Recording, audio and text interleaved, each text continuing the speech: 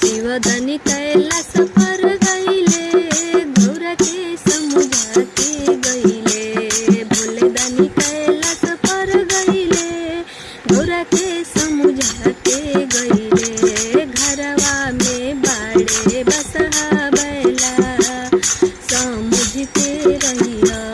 घरवा में बाड़े बसहा बैला, समुझ के रहिया।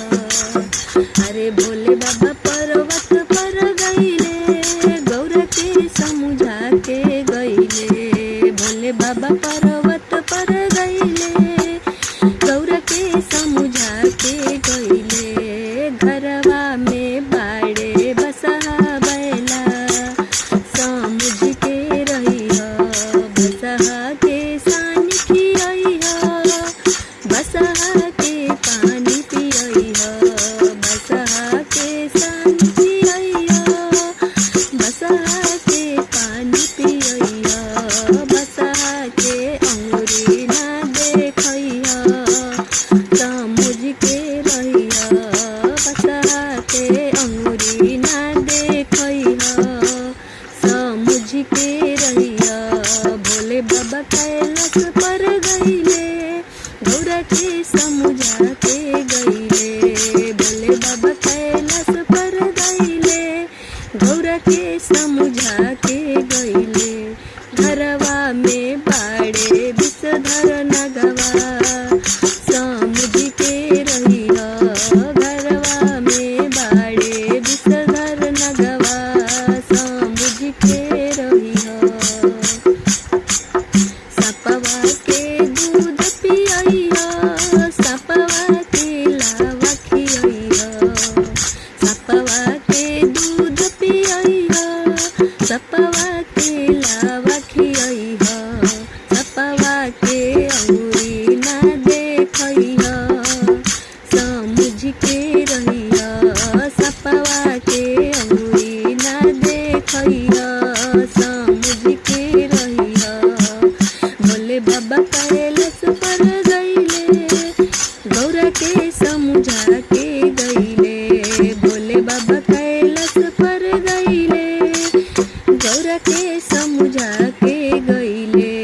घरवा में बाड़े हो, घरवा में बाड़े त्रिशूल डमरू, समुझ के रहिया।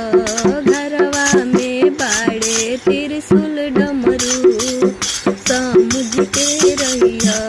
घरवा में बाड़े त्रिशूल डमरू, समुझ के रहिया।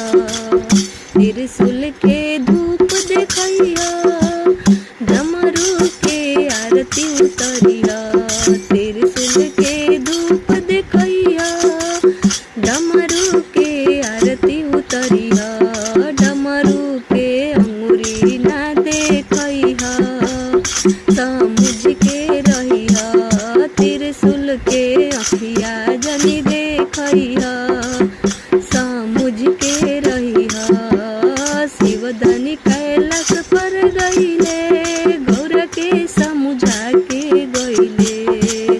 भोले बाबा पर्वत पर गईले, गौरा के समुझा के गईले। घरवा में बाड़े नाग नगिनिया, समुझ के रहिया। घरवा में बाड़े कार्तिक गणपति, समुझ के रहिया। कार्तिक के गोदी खिलइहा, गणपति के झूला झूलइहा। कार्तिक के गोदी खिलइहा, गणपति के झूला झूलइहा। गणपति के नैना जनी देखइहा, अरे गणपति के अखिया जनी देखइहा, समुझ के रहिया। गणपति के